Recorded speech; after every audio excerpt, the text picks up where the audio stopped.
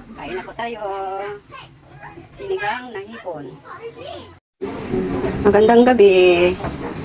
Guys, magluluto po tayo ng sinigang na hipon. Tulo na siya. Lagay na natin ang loya. Hi po guys. Kamatis. Uy, alis na, bibi. Kamatis. Okra.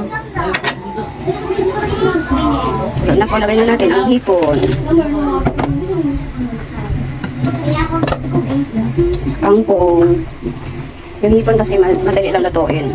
Isang kulo, dalawang kulo, pwede na po siya. Sili, at sibuyas. Kalamansi.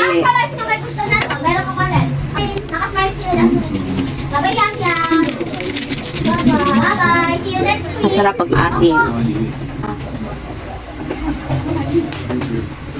Akala mo talaga, hindi ko na gagawin. Tikman natin, guys.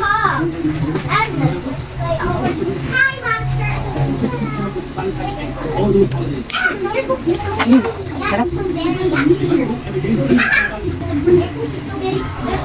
Ito siya, guys. Ito na. Pwede na tayo kumain. Kain na po tayo. Sinigang na hipon.